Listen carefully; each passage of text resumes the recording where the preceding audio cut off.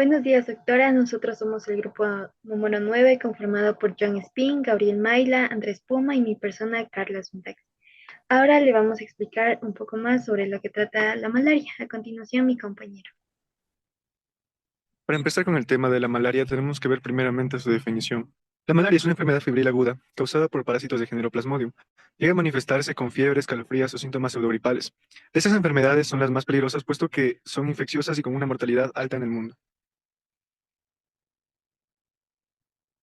Hablando del agente etiológico, existen cinco especies que infectan al ser humano, pero dos son las más peligrosas. Existe el Plasmodium falciparum, que es el más letal, y también que predomina en el continente africano. También existe el Plasmodium vivax, que es el más extendido geográficamente y también el que más se encuentra en el Ecuador. Tenemos otras especies también como el Plasmodium malarial, el Plasmodium ovale o también el Plasmodium nausli. Hablemos ahora sobre el vector, que es el mosquito anófeles. El mosquito anófeles, la transmisión ocurre principalmente por la picadura de este mosquito, que es el hembra. Este mosquito también son principalmente nocturnos y se crían sobre todo en agua dulce y en climas cálidos y húmedos. Pueden llegar a transmitirse también esta enfermedad por las transfusiones de sangre, jeringuillas compartidas o de madre a hijo.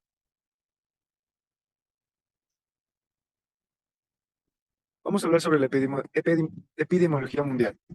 Según los últimos informes de la OMS, se estiman que existen unos 249 millones de casos anuales en todo el año de malaria.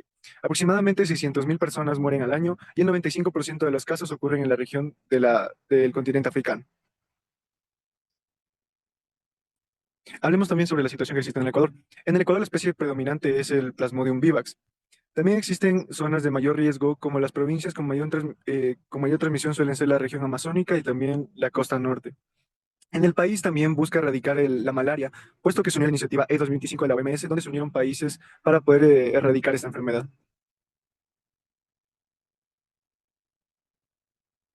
Pasamos a mi compañero. Muy buenos días, yo les voy a hablar sobre características del plasmodium.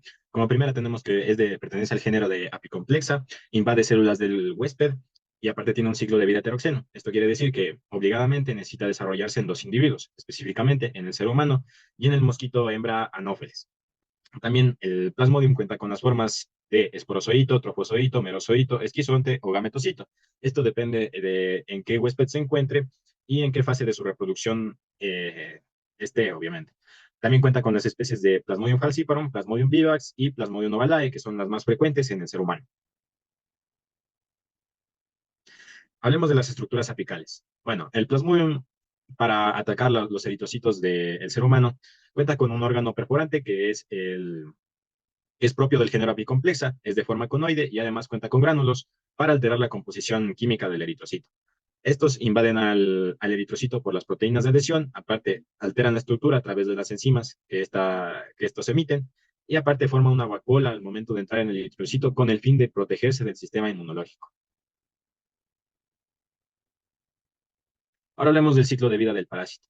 Bien, como dije, el mosquito encargado de ser el vector de este parásito es el Anopheles hembra, porque es hematófago. Esto quiere decir que es el único que come la sangre. Bien, entonces, al momento de picar, el mosquito eh, inyecta los esporozoitos hacia el torrente sanguíneo.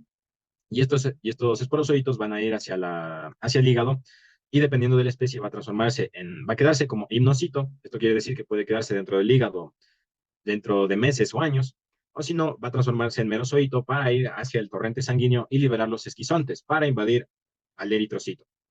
Ya dentro del glóbulo rojo va a transformarse en un trofozoito, que es la forma donde va a empezar a comerse y alterar el glóbulo rojo, y va a reproducirse por esquizogonia, transformándose en esquizontes, donde aquí puede llegar a estar en un número de 30 a 42 esquizontes, y al momento de que el glóbulo rojo ya no pueda mantener estos esquizontes dentro de sí, va a reventar, y ahí es donde va a esparcirse por el torrente sanguíneo todos los esquizontes. Aquí, el mosquito hembra puede volver a picar e infectarse de los esquizontes, y en este caso dar paso al desarrollo de los gametos. Dentro del mosquito lo que va a pasar es que se van a formar los microgametos y posteriormente el huevo cigoto. Y en este caso va a reproducirse de nuevo los esporozoitos, repitiéndose el ciclo. Ya. Las fases más importantes del parásito es la fase hepática, ya que es la fase asintomática de la enfermedad, pero es peligrosa, ya que los esquizontes van rápidamente hacia el hígado y aparte van a reproducirse muy rápido. El periodo de incubación es dentro de 15 días y es aquí donde el parásito pasa de la fase de esporozoito a merozoito. También los merozoitos van a encapsularse en merisomas, perdón, y ya en los capilares pulmonares van a liberarse los merozoitos hacia la circulación.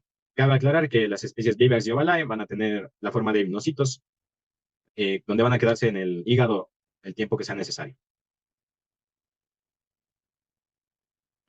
Ahora hablemos de la fase eritrocítica, que es la fase donde sí se presentan manifestaciones clínicas propias de la malaria, como es la fiebre, anemia hemolítica, trombocitopenia, escalofríos. Y esto se debe a que el parásito va a estar consumiendo a los glóbulos rojos.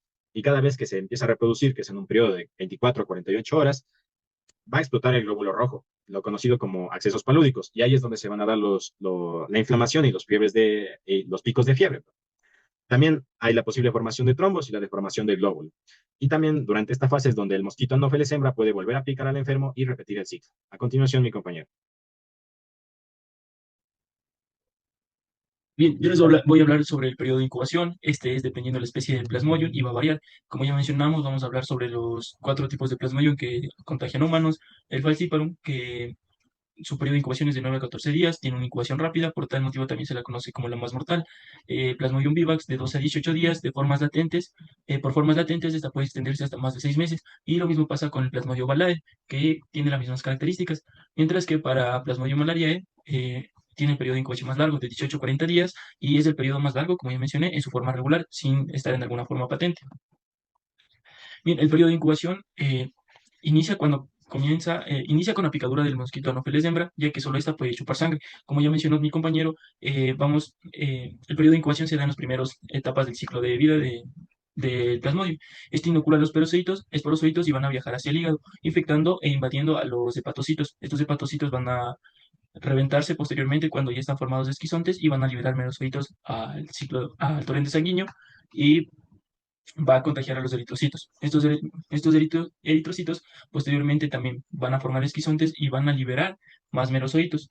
Es aquí donde ya terminan los días de incubación, perdón, el periodo de incubación y ya se van a presentar síntomas, como vamos a ver más adelante. Tenemos a las manifestaciones clínicas. Los cuatro tipos de Plasmodium tienen un cuadro común, pero según especie de los síntomas pueden variar. Tenemos la fiebre y escalofríos. Este es característico por el paroxismo palúdico. El paroxismo palúdico consta de tres fases. Estas tres fases son escalofríos, fiebre alta y sudoración excesiva. Eh, Tenemos la mialgia, que la mialgia es el dolor del cuerpo, malestar y también con náuseas, vómito, la anemia, que debido a la invasión de los glóbulos rojos, eritrocitos, posteriormente se van a explotar, van a romperse y va a provocar la baja cantidad de glóbulos rojos, provocando la anemia y la cefalia, que es el dolor de cabeza intenso. Vamos a hablar ahora sobre manifestaciones específicas debido a que para cada especie de Plasmodium se van a presentar diferentes. Por la parte del Plasmodium falciparum, esta podemos presentarla como malaria cerebral, que causa confusión, compresiones y coma. Esto eh, debido a que ocurren microinfartos en los capilares cerebrales, por lo que provoca esta complicación. Tenemos la insuficiencia renal, que se denomina orina oscura o fiebre de aguas negras, debido a que, como cuando se explota el glóbulo rojo, esta libera la hemoglobina y esta hemoglobina va a viajar para ser expulsada mediante la orina y da su característico color oscuro. La dificultad respiratoria, edema pulmonar. Estos edemas pulmonares también son causados por el taponamiento de las arterias de los capilares pulmonares y provoca que se cause inflamación. La anemia grave e ictericia. La anemia grave tenemos solo en Plasmodium falciparum debido a que es más mortal y la ictericia se presenta por problemas también en el hígado. Tenemos por otra parte Plasmodium vivax, ovalae y malaria, que tienen sus manifestaciones específicas. En vivax y ovalae se presentan picos febriles cada 48 horas, acompañado de sus paroxismos, como ya mencioné. Mientras que en el malariae van a ver los picos febriles cada 72 horas. Vamos a tener recaídas por hipnozoitos hepáticos, como ya mencionó mi compañero, que son formas que se van a quedar en el hígado escondidas y pueden afectar con el tiempo, incluso años. Anemia leve y moderada no va a haber tanta baja de glóbulos rojos, de esplenomegalia, que es el aumento del tamaño del vaso, debido a la sobrefagocitosis que se elabora. El síndrome nefrótico, que son características propias de Plasmodium malariae, esto se debe al daño glomerular. Y también, como ya mencioné, puede permanecer por años en el organismo el Plasmodium malariae por los gimnosocitos hepáticos. Tenemos alteraciones hematológicas, la anemia, tenemos de hemólisis, ya que aquí se rompen los glóbulos rojos cuando el parásito completa su forma de esquizonte y libera los merecitos. La fagocitosis excesiva, como ya mencioné también, es que el vaso destruye los glóbulos rojos y no sabe si es que son infectados o sanos y los destruye todos a su paso. La dice-tropoiesis es la inflamación que inhibe a la médula ósea producir nuevos glóbulos rojos. Eh, Tenemos en la parte de leucocitos la leucopenia, ya que reduce los glóbulos blancos, y la monocitosis se debe a que en los pocos glóbulos blancos que se encuentran, o leucocitos, va a haber una alta cantidad de monocitos. Esto debido a que se generan para limpiar los restos maláricos como la hemozoína, que es el residuo tóxico que deja el plasmodium al consumir la hemoglobina. Por último, tenemos a la trombocitopenia, que es la destrucción de plaquetas. Estas plaquetas son secuestradas y destruidas. Eh, También, posterior a esto, tenemos la agregación plaquetaria, por ejemplo, que ocurre en el Plasmodium falciparum. Estos se adhieren a los glóbulos rojos y obstruyen los capilares, provocando los microinfartos en el cerebro o en los pulmones, como ya mencioné. Tenemos por último las complicaciones. Tenemos el aplaudismo cerebral, que esto ocurre principalmente solo en Plasmodium falciparum. Aquí sufre un infarto cerebral debido a la respuesta inflamatoria de los glóbulos rojos infectados, que se adhieren a las paredes de los capilares del cerebro, como lo que mencioné, que obstruyen o taponan los capilares, provocando microinfartos. Esta puede, como podemos observar en la imagen, eh, están más marcadas unas estrías. Esto se debe a la inflamación del cerebro, y también esta complicación puede causar coma, dejando daños permanentes neurológicos. Hipoglucemia también se debe a los bajos niveles de glucosa, debido a que estos parásitos usan a la glucosa como energía. El hígado también es desafectado, por lo que baja la producción de glucosa, y la quinina, que es un fármaco que se ocupa para tratar la malaria, eh, sube los niveles o produce más niveles de insulina, y esta insulina provoca que se bajen los niveles de azúcar en la sangre. Por último, tenemos a la insuficiencia renal, como ya mencioné anteriormente. También se la conoce como la fiebre oscura, debido a la gran cantidad de hemoglobina liberada por hemólisis, y esto es causado por la necrosis tubular en relación también al glomérulo. Y por último, la falla multiorgánica, que esto ocurre cuando no se trata a tiempo y provoca un colapso afectando al corazón, sangre, hígado, pulmones y cerebro. A continuación, mi compañera.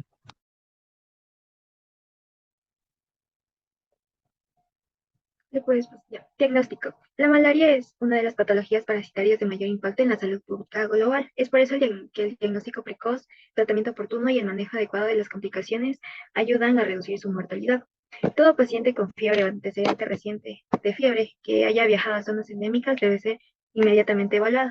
Según la Organización Mundial de la Salud, el tratamiento debe iniciarse tras la confirmación parasitológica, excepto en casos de malaria grave, donde se puede iniciar con el tratamiento empírico mientras se obtienen los resultados. Siguiente, por favor. Eh, Como primer método de diagnóstico tenemos a la microscopía óptica, que nos permite ver la visualización directa del parásito. Tenemos a la gota gruesa y el prótesis de sangre periférica o gota fina. La gota gruesa nos permite, es una técnica que usa de mayor cantidad de sangre, donde los glóbulos rojos se rompen concentrando los parásitos. Es ideal para detectar la presencia del parásito, especialmente en infecciones con baja densidad. Detecta todas las especies, lo que es el Plasmodium falciparum, el Vivax, el Malariae, el Walleye. Mientras que la gota fina es una extensión de una sola capa de células donde los glóbulos rojos se mantienen íntegros. Permite ver la morfología detallada del parásito dentro del eritrocito. Es indispensable para calcular el porcentaje de parasitemia y detecta todas las especies. En el caso de Plasmodium falciparum, tiene formas de anillo y se pueden ver a los gametocitos en forma de media luna. En el Plasmodium vivax se ve al glóbulo agrandado y con punteado de Struve. En ausencia de laboratorio se pueden hacer las pruebas de diagnóstico rápido, que son útiles porque detectan los antígenos, pero tienen limitaciones como que no cuantifican la carga parasitaria. De igual forma, el PCR tiene máxima sensibilidad y especificidad. Su uso se da en infecciones mixtas, de baja densidad y estudios de resistencia. La analítica complementaria también se usa para evaluar el daño en órganos como la anemia, la trombocitopenia, la función renal y hepática. En el tratamiento depende de la especie y la forma clínica. En el caso de la malaria no complicada, especialmente por Plasmodium falciparum, se utilizan terapias combinadas, como la artesimina, el TCA, por 3 días, Pueden haber esquemas como el artemeter y la lumenfantrina o el artesunato con amodioquina o mefloquina. De igual forma, está prohibida las monoterapias porque producen resistencia farmacológica. Otras especies, como la Vivax, la Ualá y la malaria, se les puede proporcionar el TCA o cloroquina. Para el caso de Plasmodium vivax y Ualá, como cura radical tenemos a la primaquina. Y como seguridad se debe realizar una prueba de G6PD. En el caso del manejo para la malaria grave, se define la malaria grave como la disfunción de órganos vitales o la hiperparasitemia mayor al 10%.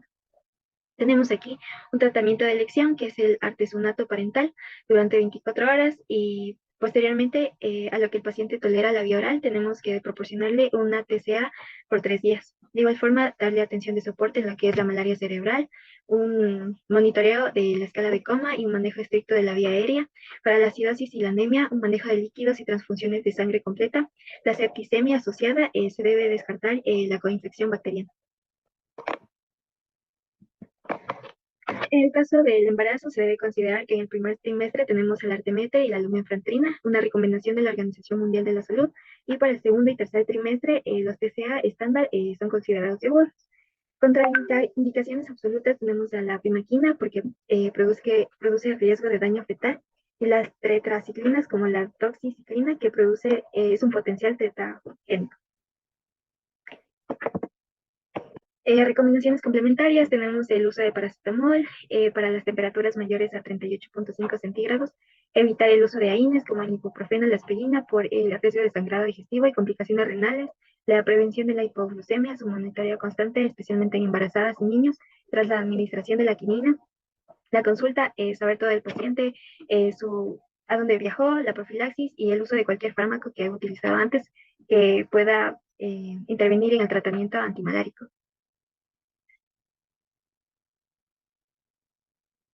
Para la prevención en la quimioprofilaxis tenemos el uso de medicamentos, entonces tenemos a la antivacuona o proguanil, a la doxiciclina, a la mefloquina, a la cloroquina, cada uno con sus ventajas. Por ejemplo, la primera tenemos a la que ayuda para viajes cortos, a la doxiciclina, que es una económica, pero puede causar fotosensibilidad, a la mefloquina, útil para estancias largas, se puede utilizar en el embarazo, y la cloroquina, útil para zonas sin resistencia, pero es muy limitado. En la profilaxis, como medidas adicionales a la medicación, tenemos el uso de mosquiteros, repelentes, ropa protectora, insecticidas. También tenemos la vacunación. La OMS recomienda la vacuna RTSC ASO1 y la R21 Matrix M. La población objetivo son niños que viven en regiones de África con transmisión moderada a alta y tiene una eficacia al combinar la vacuna con la quimioprofilaxis estacional, pues da una protección superior al 70% contra la malaria grave. Y a continuación tenemos un video sobre un caso clínico de Plasmodium falciparum, donde podemos entender mejor sobre sus manifestaciones clínicas y su cura. Buenos días, ¿cómo se encuentra? ¿Cómo está? Buenos días, mi enfermera, ¿cómo le está? Le comento que me he sentido mal estos últimos días. He tenido fiebre alta, dolor de estómago, he ido al baño y las deposiciones he hecho moco, sangre, y ya no sé qué hacer. ¿Tiene sangrado en las encías por si acaso? Sí, me he estado tomando mucha agua también, entonces sí, creo que debe ser por eso. ¿Me permite por favor tomar medidas en hospitales? Claro. Buenos días, enfermera. ¿Sobre qué tiene paciente? Buenos días. Espera, llego con... me comenta que tiene 5 días de condición de enfermedad, tiene dolor de cabeza, sudoración dolorosa, igual también